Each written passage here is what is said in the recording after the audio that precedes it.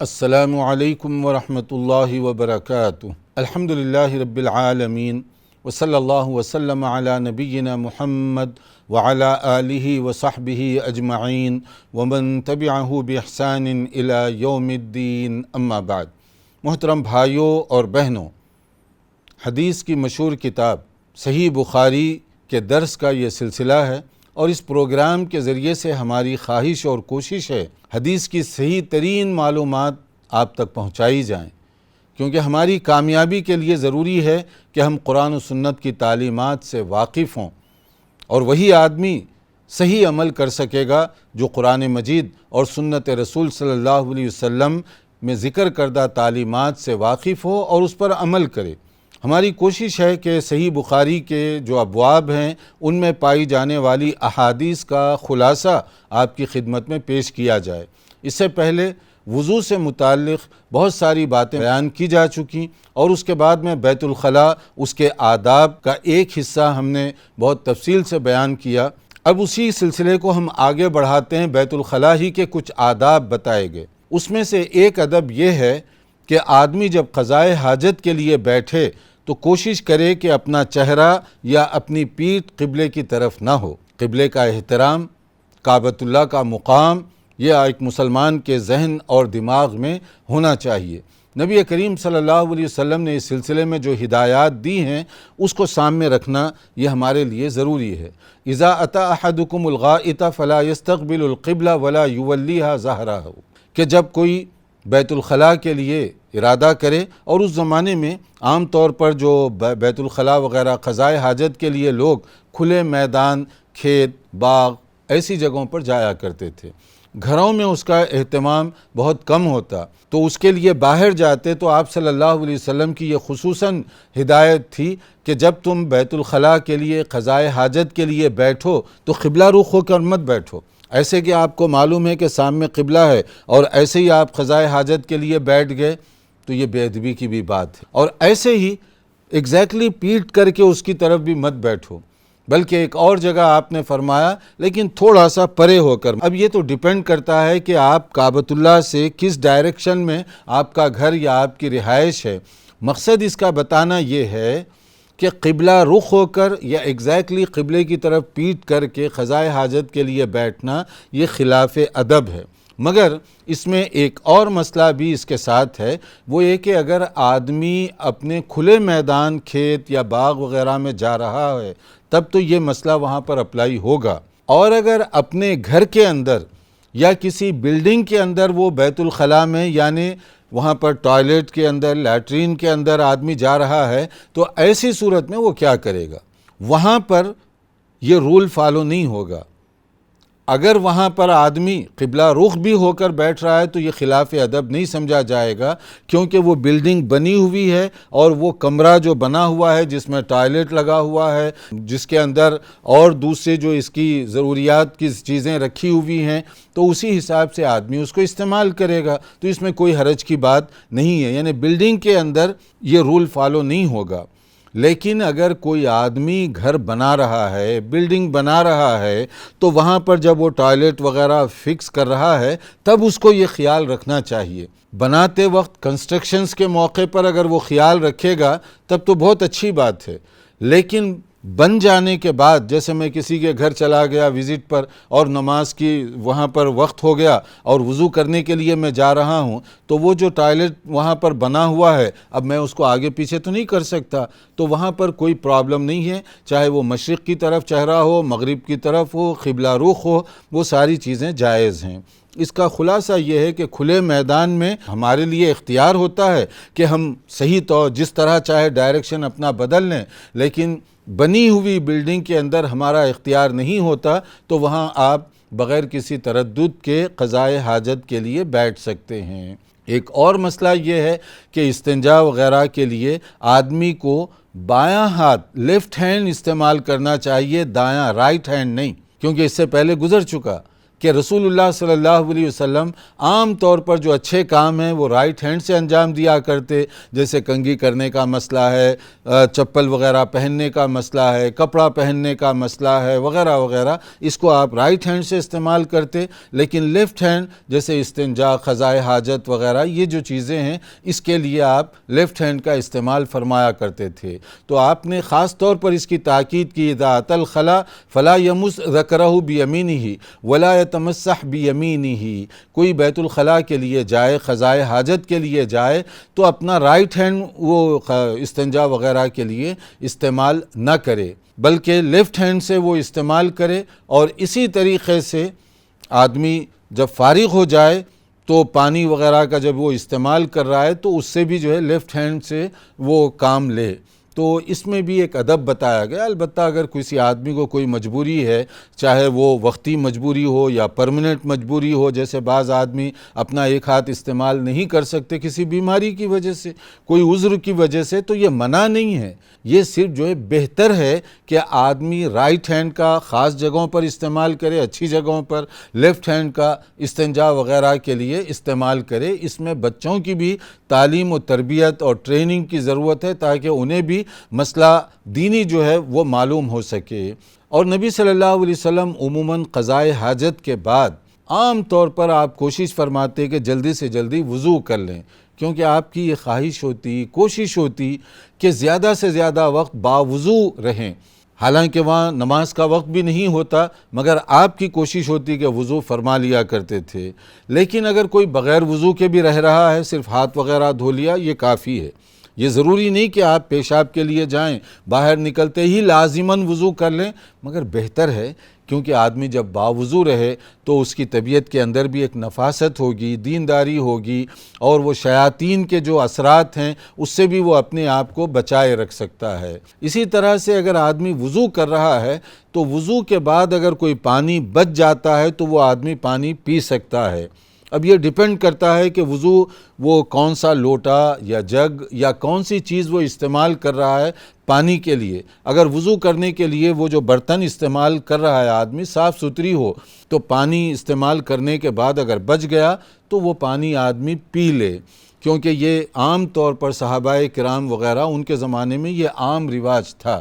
لیکن اگر آپ پانی پینے کے لیے الگ استعمال کرتے ہیں، جیسے بعض اوقات ہوتا ہے پینے کا پانی تھوڑا سا میٹھا ہوتا ہے اور اس کو الگ رکھا جاتا ہے، استعمال کا جو پانی ہے اس کے اندر جو ہے تھوڑی سی وہ کھارا پن ہوتا ہے، عام طور پہ وہ پینے کے لیے استعمال نہیں کیا جاتا۔ اگر اس طرح کی کوئی کیفیت ہو تو پینا ضروری نہیں ہے، میں صرف یہ بتا رہا ہوں کہ اگر وہ کوئی بھی جگ وغیرہ ایسا ہو کہ جس میں صاف ستھرا پانی ہو، ایک حصہ وضو کے لیے آپ نے استعمال کیا، باقی جو پانی ہے وہ آپ پی سکتے ہیں یا دوسروں کو پلایا جا سکتا ہے۔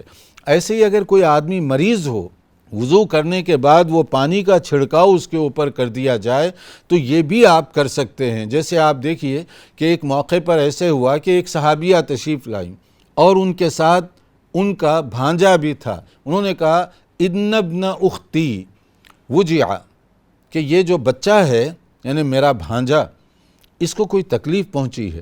تو نبی صلی اللہ علیہ وسلم کی خدمت میں وہ حاضر ہو کر جب یہ کہیں تو نبی صلی اللہ علیہ وسلم نے کیا کہا؟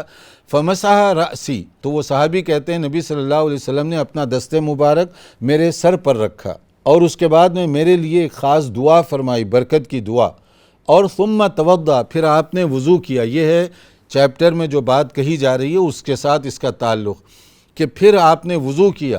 فشربت من وضوئہ، پھر وہ کہتے ہیں کہ وہ وضو کا جو پانی ہے اس کا جو حصہ بچ گیا تھا وہ میں نے پی لیا۔ تو اس کے اندر ایک تو یہ کہ نبی صلی اللہ علیہ وسلم نے بیمار بچے کے لیے سر پر ہاتھ رکھ کر دعا کی، جس کو ہم کہتے ہیں نا دم پڑنا، تو نبی صلی اللہ علیہ وسلم نے اس طرح دم کیا۔ دوسرے وہ وضو کا جو پانی ہے وہ ان کو دیا پینے کے لیے۔ تو اب یہ تو خیر نبی صلی اللہ علیہ وسلم کا دیا ہوا پانی تھا، یہ خود ان کے لیے ایک بہت ہی برکت والا پانی تھا اور اس کے بعد ان کو شفا بھی ہوئی۔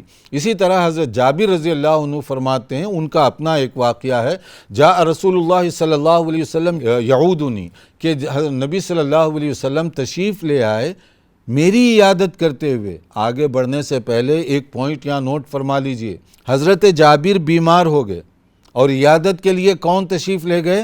رسول اللہ صلی اللہ علیہ وسلم، جن سے اعلیٰ، جن سے اونچا مخلوق میں کوئی نہیں ہے، انسانوں میں آپ سے معزز کوئی نہیں ہے، مگر آپ کی اتنی شان، اتنا رتبہ ہونے کے باوجود ایک صحابی کی عیادت کے لیے آپ تشریف لے جا رہے ہیں۔ تو سنت کیا ثابت ہوئی؟ کوئی بیمار ہو تو اس کی لک آفٹر کرنی چاہیے، اس کی ہیلپ کرنی چاہیے، اس کی وزٹ کرنی چاہیے۔ آج کل یہ بہت زیادہ ہو گیا، وہ ایک عام سا آدمی ہے، اس کے لیے میں کیوں جاؤں؟ وہ ایک معمولی سا آدمی ہے، اس کے لیے میں کیوں جاؤں؟ پڑھیے حدیث، سمجھیے حدیث کہ ہمارے نبی صلی اللہ علیہ وسلم کی سیرت کے کتنے یہ پاکیزہ پہلو ہیں۔ عام صحابی بیمار ہو رہے ہیں، آپ تشریف لے جا رہے ہیں ان کے لیے۔ اور اسی طرح ایک موقع پر ایک غیر مسلم بچہ، یہودیوں کا غیر مسلم بچہ بیمار ہو گیا، آپ صلی اللہ علیہ وسلم خود تشریف لے گئے، حالانکہ آپ کا مقام کتنا اونچا، وہ تو ایک بچہ تھا اور وہ بھی غیر مسلم، اس کے باوجود آپ تشریف لے گئے۔ اور تشریف لے جانے کے بعد جو بات چیت کی، اس موقع پر بھی آپ نے اسلام کی بات کی اس کے سامنے۔ اب وہ ایک ایسا منظر ہو گیا تھا کہ نبی صلی اللہ علیہ وسلم بنفس نفیس تشریف لائیں ایک بچے کی وزٹ کرنے کے لیے۔ جب آپ نے اس سے اسلام کی بات کی اور کہا کہ اسلام تم قبول کر لو، بیمار تھا وہ سخت، اب وہ بچہ تھا، وہ اپنے باپ کی طرف دیکھ رہا تھا، پتہ نہیں باپ کیا کہے گا۔ تو باپ نے کہا کہ ابو القاسم صلی اللہ علیہ وسلم جو کہہ رہے ہیں ان کی اطاعت کرو، فرما برداری کرو، یعنی قبول کرو ان کی بات۔ اور اس کے بعد آپ تشریف لائے اور پھر اس کے بعد میں وہ دنیا سے رخصت ہوا۔ مگر نبی صلی اللہ علیہ وسلم نے کیا فرمایا؟ اللہ تیرا شکر ہے کہ میں سبب بن گیا اس کو گویا کہ جہنم سے بچانے کا۔ عین وقت پر آپ کی تشریف لے جانے کا اتنا فائدہ ہوا کہ ان کا دل، یعنی گھر والوں کا دل بھی نرم ہو گیا۔ یہ چیزیں ہوتی ہیں اخلاقی اور اس کا بڑا اثر پڑتا ہے۔ تو نبی صلی اللہ علیہ وسلم اگر یہ کہتے کہ میں اتنا بڑا ہوں تو کیوں جاؤں میں؟ دیکھیے آپ کے تشریف لے جانے سے وہ مسلمان ہوا، اس کے بعد اس کی وفات ہوئی، مگر حالت ایمان میں اس کی وفات ہوئی۔ تو اس میں نبی صلی اللہ علیہ وسلم کی ادائیگی کہ آپ کس طرح سے اپنے صحابہ کی وزٹ کیا کرتے تھے، اور وہاں جب آپ تشریف لے گئے ان کی یہ کیفیت تھی وَأَنَا مَرِيضٌ لَا عَاقِلٌ، میں اس وقت ایسا جیسے نیم بے ہوش آدمی ہوتا ہے نا، اس طرح کی کیفیت میں تھا جب نبی صلی اللہ علیہ وسلم تشریف لے آئے بیماری کی شدت کی وجہ سے۔ اور وہ کہتے ہیں کہ اس وقت میری کچھ سچویشن ایسی تھی بیماری اور تکلیف کی شدت کی وجہ سے کہ جیسے آدمی نیم غنودگی کی حالت میں ہوتا ہے، نیم بے ہوش، وہ کچھ چیزوں کو سمجھ رہا ہے، کچھ چیزوں کو نہیں سمجھ رہا ہے، کیا ہو رہا ہے، کیا کہہ رہا ہے، جیسے شدت کا اگر مرض اس کا غلبہ ہو جائے تو جو کچھ کیفیت ہوتی ہے، وہی سچویشن تقریباً حضرت جابر کی تھی رضی اللہ عنہ۔ جب رسول اللہ صلی اللہ علیہ وسلم وہاں تشریف لے گئے، فَتَوَضَّأَ وَصَبَّ عَلَيَّ مِنْ وَضُوئِهِ فَعَقَلْتُ، تو وہ فرماتے ہیں کہ رسول اکرم صلی اللہ علیہ وسلم نے وہاں وضو کیا، اور وضو کرنے کے بعد وہ جو پانی کا چھڑکاؤ ہے وہ میرے اوپر آپ نے اس طرح سے چھڑکا، پانی کا چھڑکاؤ وضو کا۔ تو اس کا فائدہ کیا ہوا؟ میں پھر بے ہوشی سے بیدار ہو گیا، یعنی مطلب مکمل ہوش و حواس واپس آ گئے میرے، اور اس کے بعد میں اس پوزیشن میں ہوا کہ ہر بات کو اچھی طرح سمجھ سکوں۔ اب یہ تو نبی صلی اللہ علیہ وسلم کے دست مبارک سے لگا ہوا پانی تھا، تو ظاہر ہے کہ اس کا تو فائدہ اور برکت، اس کا اثر تو امیڈیٹ ہونا چاہیے۔ مگر اس میں ایک اور بات بھی ہے کہ وضو کے پانی کا چھڑکاؤ، اس کا جو فائدہ ہوا، اور اس سے پہلے کہ دم کرنا، یعنی آپ نے نبی صلی اللہ علیہ وسلم نے وہ جو بچہ بیمار ہوا تھا اس کے سر پر ہاتھ رکھا، اس کے لیے آپ نے دعا پڑھی، اور وہ دعا کا فائدہ یہ ہوا کہ وہ تندرست ہو گیا۔ اسی طرح سے حضرت جابر رضی اللہ تعالیٰ عنہ فرماتے ہیں کہ نبی کریم صلی اللہ علیہ وسلم نے یہ جو کیا پانی کا چھڑکاؤ وغیرہ، اس کے بعد میں وہ بیماری ختم ہو گئی، تندرست ہو گیا میں۔ تو اس میں ایک نکتہ یہ بھی معلوم ہوا کہ بعض چیزیں ایسی ہیں جس کا تعلق آدمی کے دم، یعنی مسنون طریقے سے اگر کوئی دعا پڑھ کر اس پر پھونک دے بیمار پر، تو اللہ اپنے فضل و کرم سے اس کو شفا عطا فرمائے گا۔ مسنون طریقہ ہونا چاہیے، ورنہ یہ بعض اوقات ہوتا ہے کہ لوگ اپنی نہ جانے کیا کیا طریقے استعمال کر بیٹھے،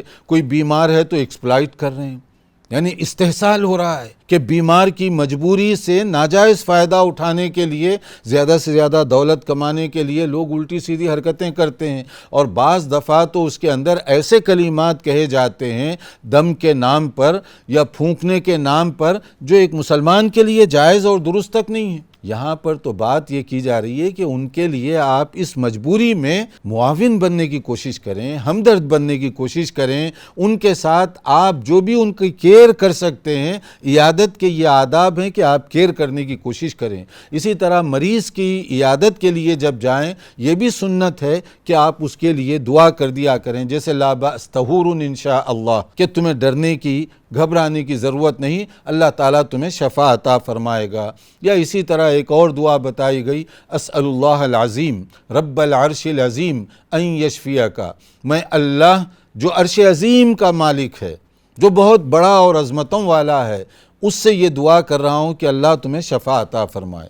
تو یہ دعا کے پاکیزہ الفاظ ہیں۔ اگر مریض کے پاس آدمی جائے تو اس میں عیادت کی جو آداب ہیں وہ بتائے جا رہے ہیں۔ اس کا تفصیلی ذکر انشاءاللہ تعالی بعد میں آئے گا اپنے موقع پر کہ عیادت مریض اس کے اسلامی آداب کیا ہیں۔ یہاں پر تو چونکہ وضو کا پانی اور اس کا چھڑکاؤ اسی ضمن میں یہ بات کہی گئی۔ ایک اور مسئلہ بھی آپ دیکھیے کہ نبی کریم صلی اللہ علیہ وسلم کی زندگی میں بعض خاص موقعوں پر، جس کو ہم کہہ سکتے ہیں بہت سخت موقعوں پر، معجزات کا کیسے صدور ہوا۔ معجزہ کسے کہتے ہیں؟ میریکل، یعنی ایسا کوئی ایکسٹرا آرڈینری کام جو نارمل حالات میں آدمی نہیں کر سکتا، اور اللہ کی فضل سے، اللہ کی توفیق سے جب چاہے انبیاء کرام سے وہ ہوتا رہا، اس کو کہتے ہیں معجزہ۔ اور اس کے مقابلے میں ایک چیز ہے کرامت، جو اس سے چھوٹے درجے کی ہے، اور کرامت یہ کسی بھی نیک انسان سے ہو سکتی ہے، جیسے کوئی متقی ہے، ولی اللہ ہے، باعمل زندگی گزارنے والا انسان ہے، اللہ تعالیٰ اس کے ذریعے سے بھی کوئی اچھائی جاری فرما دیتے ہیں، تو یہ کرامت تو ہو سکتی ہے۔ لیکن یہاں ایک بات ذہن میں رکھیے، کرامت یہ اللہ کے فضل و کرم کا نتیجہ ہے، کوئی دعویٰ کر کے کرامت نہیں پیش کر سکتا، اور جو صحیح متقی ہے وہ کبھی دعویٰ نہیں کرے گا میں یہ کر کے بتا دوں گا، میری وجہ سے یہ ہو جائے گا، نہیں، اللہ کے فضل سے جب اللہ کی توفیق ہوگی تو اس وقت یہ کام ہو سکتا ہے، یہ وہ کہے گا۔ تو معجزہ انبیاء کرام علیہم الصلاۃ کے ساتھ ہوتا رہا۔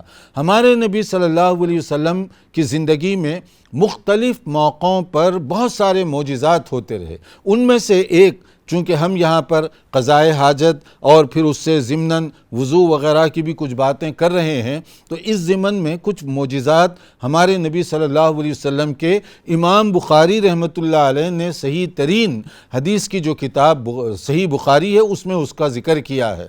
ایک موقع پر پانی کا بڑا شارٹیج تھا، بہت کمی تھی پانی کی، اور وضو کرنے کے منتظر بہت سے صحابہ تھے، پانی مل نہیں رہا تھا وہاں پر۔ تو دیکھیے معجزہ کیسے نازک موقعوں پر ہوتا ہے۔ فَأُتِيَ بِمِخْزَبٍ مِّنْ حِجَارَةٍ فِيهِ مَاءٌ، کہا جا رہا ہے کہ چھوٹا سا ایک پیالہ یا برتن سمجھیے جو پتھر کی، وہ چھوٹا سا تھا، اس میں تھوڑا سا پانی تھا، وہ آپ کی خدمت میں پیش کیا گیا۔ اب وہ اتنا چھوٹا تھا کہ اگر آپ اس میں دست مبارک اپنا رکھنا چاہتے تو اتنی جگہ نہیں تھی کہ اس میں رکھ سکیں، یعنی اگر پیالہ یا جگ یا گلاس اس کا منہ چھوٹا سا ہو تو ہاتھ تو نہیں رکھا جاتا، اس کے اندر چھوٹا سا ہوتا ہے۔ تو نبی صلی اللہ علیہ وسلم کی خدمت میں یہ پتھر کا جو بھی پیالہ یا برتن وغیرہ پیش کیا گیا وہ چھوٹا سا تھا، مختصر سا پانی اس کے اندر تھا۔ اب اتنا سا پانی جو آج کی اصطلاح میں سمجھیے ایک گلاس یا اس سے کم، اب اتنا پانی ہو اور وضو اس سے کیسے کریں؟ وہ بھی کافی ساری جماعت کیسے وضو کرے گی؟ لیکن کیا ہوا؟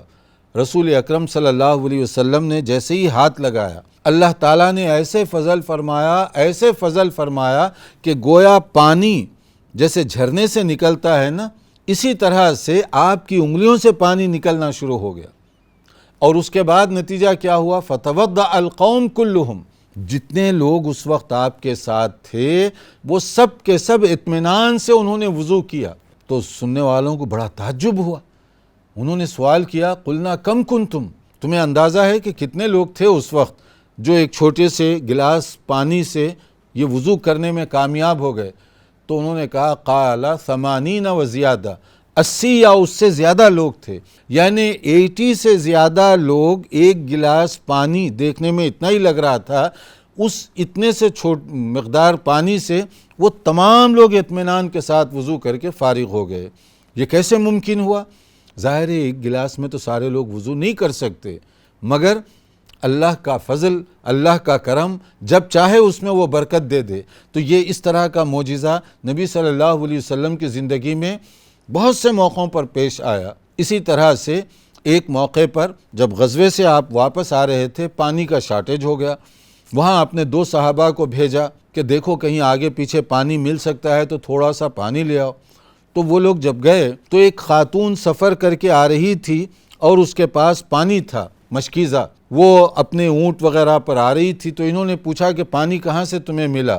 تو اس نے جو جواب دیا بڑا حیرت انگیز جواب تھا۔ اس نے کہا کہ یعنی کل اسی وقت میں وہ پانی کی جگہ پر تھی، تو اس کا مطلب یہاں سے وہ پانی 1 دن سے زیادہ کی مسافت پر ہے۔ اگر آپ کو پانی چاہیے تو 1 دن کی مسافت طے کر کے آپ جائیں گے تو وہ کنویں تک پہنچ سکتے ہیں۔ تو نبی صلی اللہ علیہ وسلم کے صحابہ نے اس سے کہا کہ تم ہمارے نبی کے پاس آؤ۔ تو وہ مسلمان تو تھی نہیں، لیکن یہ ہے کہ اس نے کچھ عجیب سا سوال کیا۔ پھر وہ آئی، جب نبی صلی اللہ علیہ وسلم کی خدمت میں اس کو پیش کیا گیا تو اس نے کہا کہ تھوڑا سا پانی لے لو۔ تھوڑا سا پانی اس سے لیا گیا، اور اس کے بعد نبی کریم صلی اللہ علیہ وسلم کا دست مبارک جیسے ہی اس میں پڑا تو ایسا پانی نکلنے لگا جیسے فوارے کی شکل میں نکلتا ہے آدمی، یعنی اسپرنگ، جھرنے کی شکل میں، تو پانی نکلنا شروع ہوا۔ آپ نے کہا کہ لے لو اپنی برتنوں میں پانی۔ اب اتنے زیادہ صحابہ وہاں پر موجود تھے، وہ سارے لوگ جن کو نہانے کی بھی ضرورت تھی، جن کو پینے کی ضرورت تھی، جن کو وضو کرنے کی ضرورت تھی، وہ سب اپنی اپنی ضرورت کے مطابق پانی لیتے گئے۔ اس کے بعد میں جو اس کے مشکیزے سے تھوڑا سا پانی لیا گیا تھا، وہ پانی سے اس کو بھر دیا گیا، یعنی مطلب یہ ہے کہ جتنا تھا اس سے زیادہ اس کو واپس کر دیا گیا۔ وہ منظر دیکھ رہی تھی حیرت کے ساتھ کہ اتنا سا پانی لیا اور سارے لوگ اطمینان سے اس کو استعمال کر رہے ہیں، میرا پانی کچھ کم نہیں بلکہ زیادہ ہی ہوا، اور بڑے اطمینان سے میرا مشکیزہ وغیرہ باندھ دیا گیا اور بڑی عزت کے ساتھ مجھے واپس بھیج بھی دیا گیا۔ اس کے بعد کیا ہوا؟ ایک عجیب سا واقعہ پیش آیا، اور وہ یہ کہ جب صحابہ کرام کے مجاہدین کے قافلے ادھر ادھر جا رہے تھے، وہ جو علاقہ تھا جہاں کی وہ عورت تھی جس کے پانی کو بارو کیا گیا تھا تھوڑے سے، حالانکہ وہ لوٹا بھی دیا گیا، صرف پانی نہیں لوٹایا گیا بلکہ نبی صلی اللہ علیہ وسلم نے فرمایا یہ ہمارے نبی کی سنت ہے کہ دیکھیے کتنی قدر شناسی۔ آپ نے صحابہ سے کہا کھانے پینے کی چیزیں کچھ جمع کرو، تو کچھ لوگوں نے اپنے ساتھ جو بھی چیزیں تھی جمع کی، تو وہ چیزیں اس کو دے دی گئیں۔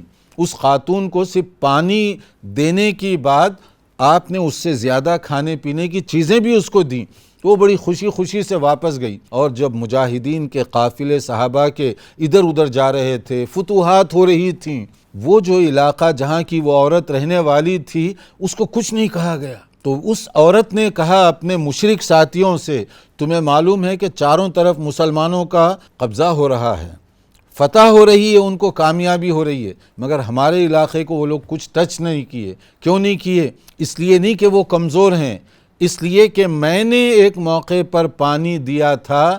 یہ اتنی ایسی پاکیزہ قوم ہے کہ ایک مرتبہ پانی کے چند گھونٹ جو میں نے دیے، وہ احسان کے بدلے میں ہمارے ساتھ ہمارا جو پورا علاقہ ہے اس کو ٹچ نہیں کر رہے ہیں یہ لوگ۔ اتنے پاکیزہ دین کے ماننے والوں سے ہم اگر محروم رہیں تو بہت محرومی کی بات ہے۔ تو اسی کے مشورے پر بعد میں وہ ساری قوم مسلمان ہو گئی، یعنی نبی صلی اللہ علیہ وسلم کا سلوک اور آپ کا جو معاملہ تھا اس کی وجہ سے۔ تو بہرکیف اس میں جو بات وضو کے ضمن میں اور پھر پانی کے استعمال کے ضمن میں جو بات ہے کہ رسول اکرم صلی اللہ علیہ وسلم کے جو معجزات ہیں ان میں سے ایک معجزہ کہ اللہ کا فیض ہے، جب چاہے وہ جاری فرما دے، اور انبیاء کرام علیہم الصلاۃ کے ساتھ اللہ تعالیٰ کی کتنی کرم نوازی رہی ہے، اللہ تعالیٰ کی رحمتیں اور اللہ تعالیٰ کی سلامتیاں ہوں ان تمام لوگوں پر جو دین کو سمجھیں اور اس پر عمل کریں۔ اللہ تعالیٰ ہمیں قرآن و سنت کے مطابق عمل کرنے کی توفیق عطا فرمائے۔ والسلام علیکم ورحمۃ اللہ وبرکاتہ۔